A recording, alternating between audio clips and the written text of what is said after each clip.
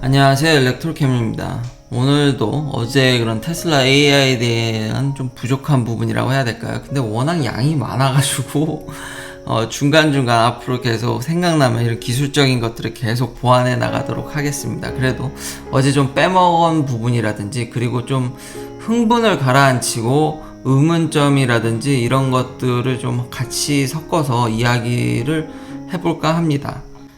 그래도 진짜 대단한 회사인 거는 이거를 깔끔하게, 정말 플로우블하게, 그리고 설득력 있게 이 발표를 꾸몄다라는 게 중요할 것 같긴 합니다. 물론 저 나름의 의문점이 있긴 하지만, 근데 이 정도 발표를 준비하면은, 만약에 제가 프로젝트 인베스게이터 PI라면은 충분히 돈을 투자할 만한 회사이지 않을까라는 또 생각도 듭니다. 물론 리스크도 있죠. 근데 리스크 없는 리턴은 없으니까요. 그러니까 PI한테 돈을 따는 과정, 그러니까 내가 이만큼 준비했어 라는 느낌도 받았습니다.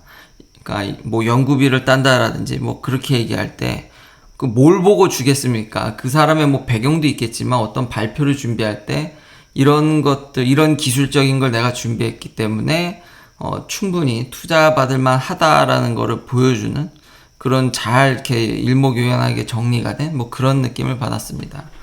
기술적인 조금 더 보충을 하면은 역시 벡터가 핵심입니다. 벡터를 구현을 못하면은 이게 나중에 뒤에 가는 얘기들이 다 무너지게 됩니다. 그러니까 뭐 벡터를 어떻게 뽑을 것인가. 테슬라가 찍어내는 거는 HD 이미지지 벡터가 아니거든요. 이 이미지로부터 벡터를 어떻게 얻을 것이며, 그 얻은 벡터를 갖고 데이터셋을 다시 재구성해야 되는데 그걸 어떻게 할 것이냐 보면은, 이런 지금 이제 아키텍처 어제 잠깐 보여준, 그래서 요 헤더, 그러니까 요 트랜스포머 부분이 그걸 이제 벡터를 생성해내는 거죠. 그러니까 우리가 일상적으로 보통 차량들이라든지 이미지 디텍션 하는 쪽들은 요거 하나 씁니다. 그러니까 이미지를 찍어서, 요 렉티파이도 있죠. 이거 테슬라가 첨부한 겁니다. 그러니까 8개 카메라가 이렇게 돌아가면서 있기 때문에 카메라에 보정을 해야 되는 필요성이 있어서 요게 여기 또 삽입이 된 거죠. 그리고 레지넷을 지내서 바이프렌 지나서 멀티스케일 퓨처로 다 이걸 한 다음에 벡터를 여기서 뽑아내는 거죠. 그러니까 일종의 그 라이다 역할을 여기서 하는 거라고 해야 될까요?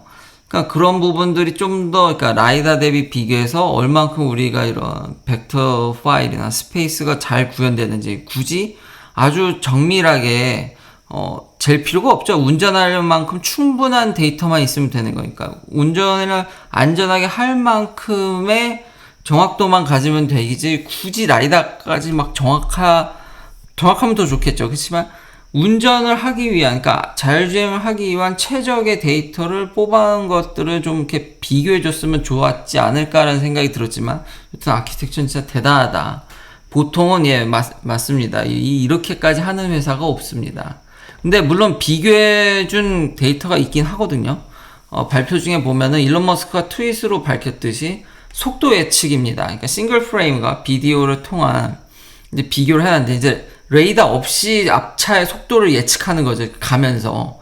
근데 지금 보면은 녹색과 파란색이 굉장히 일치하는 걸 볼 수 있는데, 이게 비디오 프레임으로 속도 예측을 한 겁니다. 근데 녹색하고 파란색은 비슷하게 가는데, 이제 오렌지가 아마 싱글 프레임일 텐데 이거는 좀 비껴가는 걸 알 수 있죠. 그래도 꽤 나름 맞추려고 이게 노력해지는, 그 본인들의 이런 비디오 아키텍처가 굉장히 속도를 레이더 없이 잘 맞춘다라는 거, 이런 것도 이제 일론 머스크 트윗에서 얘기했던 게 여기서 이제 보여줬고요.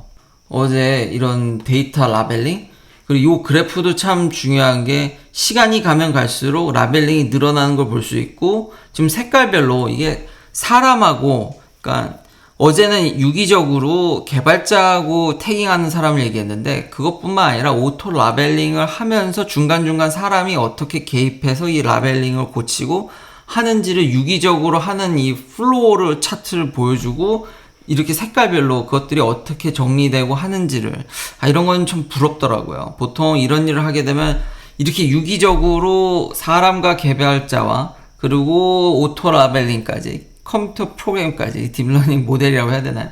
이게 유기적으로 돌면서 이렇게 아름답게 라벨링 되기가 어렵거든요. 다 편파적으로 나갈 확률이, 이게 제대로 이게 소통이 안 돼서 망할 확률이 높은데, 이 그래프는 마치 그런 유기적인 걸 보여줘서 개인적으로 제 경험이 있어서 이게 부러워서 대단하다라는 거를 이야기하고 싶어서, 그런 오토 라벨링, 그러니까 기계와 제가 꿈꾸는, 그러니까 뭐 AI랑 사람이 이렇게 잘 이렇게 융합돼서 데이터 태깅하는 모습도 보여줘서 이걸 가져가게 됐고요. 또 재미난 거는 푸시 투 큐입니다. 이게 아마 오늘 그래도 좀 전달하고 싶은 좀 핵심 기술, 새로운, 어제 완전히 얘기하지 않은, 그러니까 나름의 숏텀 메모리라 그래가지고 이 사거리에서 물체들을 다 기억하는 겁니다. 잠깐. 그 왜 그러냐면, 지금 차가 앞에 딱 지나가게 되면 이런 사거리에서 그 뒤에 차가 안 보인다라든지 이러면은 장면마다 그거를 판단을 내리려면 이걸 계속 볼 때마다 판단을 내려야 되거든요. 근데 이거 만약 위치를 다 기억하고 있으면은 굳이 그때마다 다시 그걸 할 필요도 없고, 충분히 저걸 위치를 기억함으로써 다음으로 어떻게 갈지 예측이 되는, 그러니까 그런 것들이 도움이 된다라는 거죠. 그러니까 상황마다 지금 현재의 위치를 잠깐 기억을 하게 하는 건데, 굉장히 좀 뛰어난 시스템이고, 근데 이게 메모리가 얼마인지, 이걸 다 기억할 수 있나? 도대체 그 양은 얼마인지, 이런 것들에 대해서 좀 더 디테일하게 알려줬으면 좋았을 텐데, 그런 부분들도 다시 한번 이렇게 질문을 던져볼 만하다라는 거죠. 이 도조 컴파일러 엔진에 대해서도 이분이 질문을 받거든요. 그래서 이게 스케일러빌리티, 그러니까 DNN, 딥뉴럴 네트워크 엑셀레이터 연구하시는 사이언티스트 분께서 이 대규모의 이런 컴파일러 했을 때 스케일러에 대한 문제점을 제기를 했는데, 이분이 그건 아직 이제 대비가 안 돼 있지만 이제 클리어 패스를 갖고 있다, 그러니까 해결할 거라고 믿는다라고 하더라고요. 그러니까 그런 부분도 아직 컴파일러 쪽은 완벽히 준비가 안 된 것 같이 보이긴 하죠. 그렇지만 이런 고유의 커스터마이즈된 이런 아키텍처를 가지고 가고 있다라는 점, 그러니까 오늘의 또 다른 이야기는 정말 이런 셀렉션, 정말 옵티마이제이션, 어제 이야기한 효율성과 사실은 일맥상통하는 거죠. 자기들만의 최대한 정제돼서 최고의 효율을 뽑는, 테슬라 생태계 안에만 있으면 최고의 퍼포먼스가 나게 자기들만의 온 슈퍼컴퓨터까지, 거기에 들어가는 아키텍처까지, 그러니까 일일이 모든 거를 손대가지고 다 이거를 유기적으로 풀리 인테그레이션 했다라는 게 또 어제랑 또 약간 비슷한 내용도 있는데, 그래도 이런 큐가 참 신기했고, 요건 완전히 얘기를 안 했고요. 몇 개 얘기 안 한 게 또 있는데 또 얘기를 계속 하도록 하겠습니다. 근데 다시 한번 보더라도 벡터가 정말 중요하고, 그 벡터를 이용한 이런 벌드 아이 뷰의 3D 스트럭처가 정말 중요하다. 이게 없으면은 이런 판단도 안 되고 지금 아무것도 안 되거든요. 근데 요것에 대해서 좀 더 뭔가 정확도라든지 이런 것들을 알려주면 좋지 않았을까. 그러면 이런 의문점들을 제가 이제 전달했으니까, 그러면 이것도 뭐 별거 없네 라고 얘기할 수는 있지만, 지금 이런 정도의 플랜, 디테일한 플랜을 이야기할 수 있는 회사가 어디 있을까요? 그러니까 여러분이 프로젝트 인베스게이터가 돼서 어떤 뭐 돈을 투자한다라든지 이랬을 때, 내가 투자하려는 회사 CEO의 뭐 학벌이 될 수도 있고, 뭐 열심히 하겠습니다, 그 노력을 할 수도 있지만, 그런 것들을 어떻게 평가할 거냐라는 거죠. 근데 정말 이번 AI에 대해서 물론 로보택시가 자꾸 미뤄지긴 하지만 좀 더 기술적인 걸 디테일하게 풀어냈고, 우리가 이렇게 하고 있습니다. 그리고 정말 누구도 하지 않는, 그리고 가장 현실적인 대답을 줌으로써 이렇게 하면은 성공에 많이 가까워져 가고 있어요 라고 이야기할 수 있는, 그러니까 나를 믿고 좀 투자해달라, 뭐 그런 모습도 좀 보였다라는 거죠. 당연히 리스크는 존재합니다. 어제도 얘기했듯이. 하지만 리스크 없는 리턴이 없기 때문에, 하이 리스크 하이 리턴이고 안전한 투자라는 건 존재하지 않기 때문에, 이 정도로 잘 플로우블하게 설명한 회사가 있나, 그런 생각이 듭니다. 그냥 가서 그냥 나 돈 주세요 이렇게 얘기하는 것보다 어느 정도 레벨로 이거를 내가 앞으로 어떻게 만들어서 이걸 하겠다라는 거에 대한 그 레벨이 충분히 깊었다고는 생각합니다. 근데 물론 나름의 그런 의문점도 생기더라는 거죠. 그리고 마지막에 질문하는 것 보면 이런 컴파일러, 그리고 어제 또 이런 도조 트레이닝 타일에 또 제가 너무 또 열광을 해서, 이거 또 보니까 이거 대단한 게, 이게 힛 리젝션이 15kW입니다. 근데 이것도 이 타일을 또 수십 개를 또 연결하죠. 거기다가 18,000A예요. 이게 열이 빠지나? 이 열 컨트롤이 되나? 이런 것들도 좀 우려는 되긴 하더라고요. 프레젠테이션에 썼으니까 다 되니까 이걸 쓴 것 같긴 한데 정말 어마무시하죠. 15W가 아닙니다. 15kW입니다. 파워가 장난이 아니죠. 근데 이거 타일 하나입니다. 이거 타일이 지금 이거 더 많이 있거든요.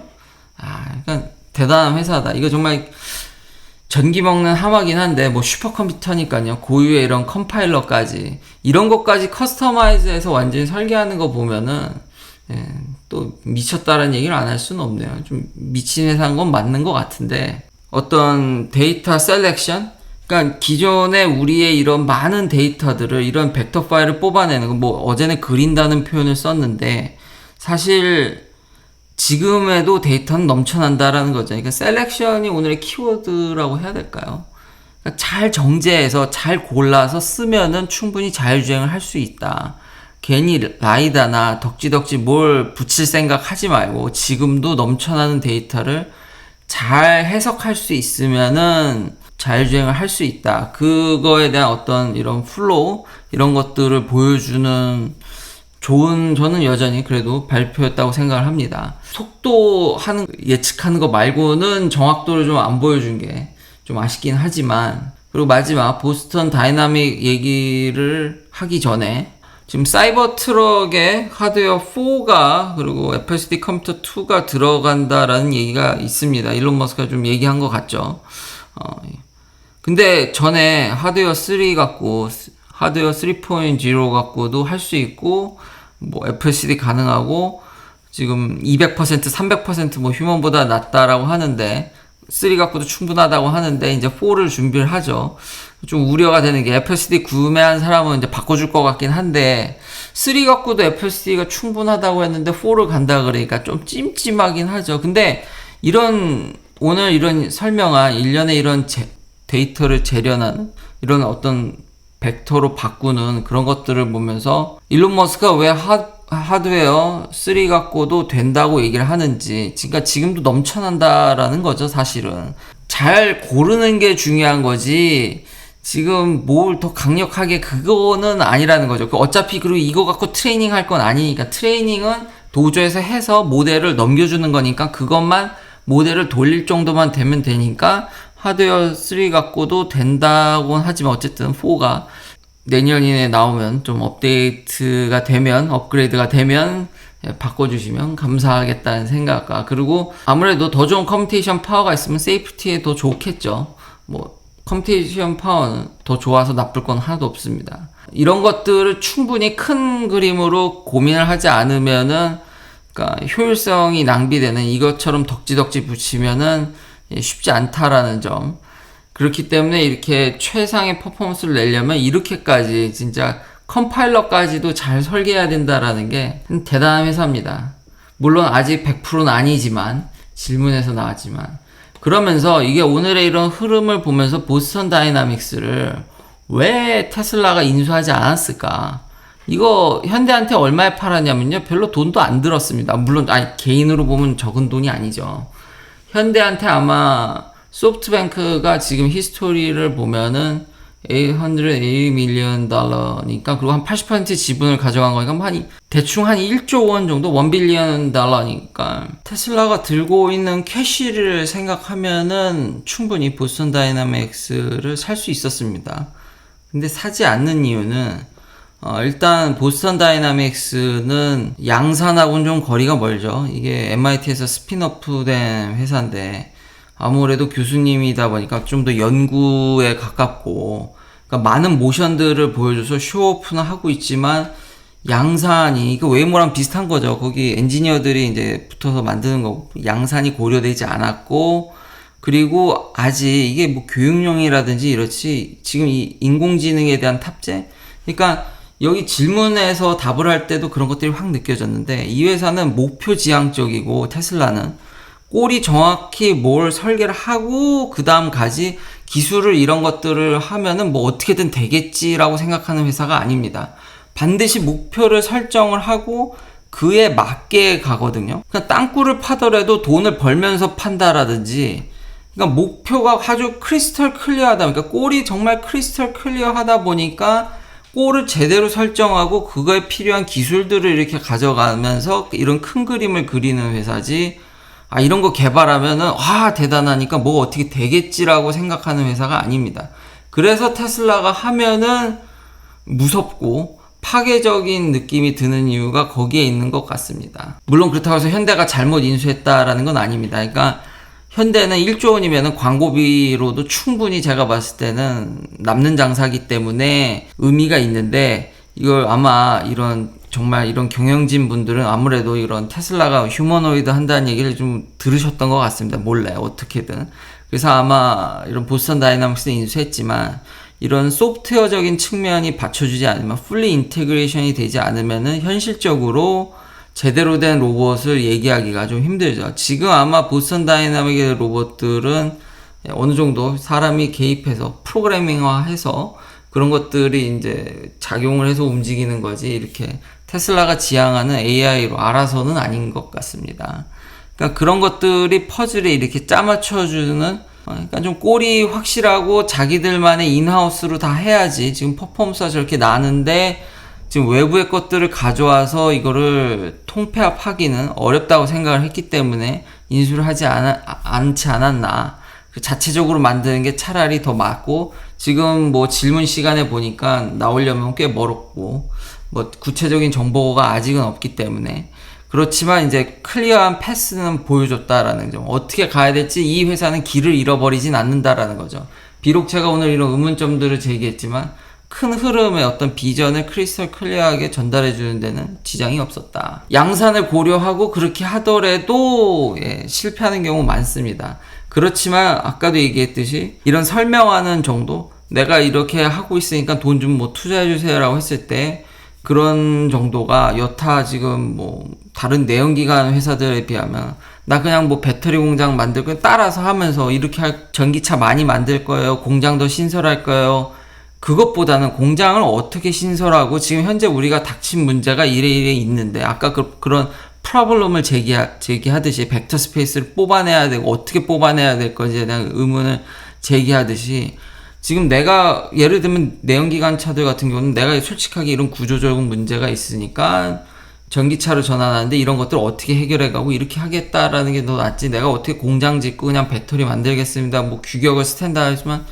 어떤 좀 더 그 깊이가 테슬라와는 좀 다르지 않나 라는 또 그런 생각이 들었습니다. 그리고 역시 뭘 하더라도 통폐합을 하려다 보니까 다른 회사를 인수하기보다는 여차하면 인수할 자기 안에 넣을 수 있는 회사면 인수하지만 보스턴 다이나믹스를 인수하는 것보다는 자신들이 AI를 통한 그런 풀리 인테그레이션을 위해서 하지 않았을까. 그리고 현대는 어떤 광고비는 충분히 뽑겠지만 소프트웨어적인 측면이, 그러니까 미리 어떤 이런 클리어한 패스를 머리로 생각해 놓고 기계가 쫓아가는 것과 먼저 화려한 모션을 보여주고 이걸 어디다 쓸까 생각하는 것보다는 꼴이 더 클리어하고 그걸 맞춰가는 게 일하기가 훨씬 더 쉽지 않을까, 그런 생각도 하게 됐습니다.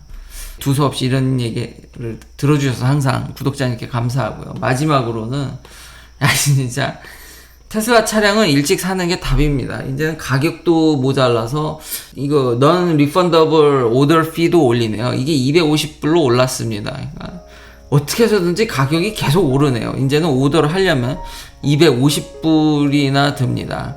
그러니까 100불이면은 취소할 수 있는 사람들이 있긴 있겠죠. 그러니까 100불이 요즘 하도 돈을 너무 많이 뿌려서 돈의 가치가, 뿌리면 어렸을 땐 참 적은 돈이 아니었는데, 그렇죠.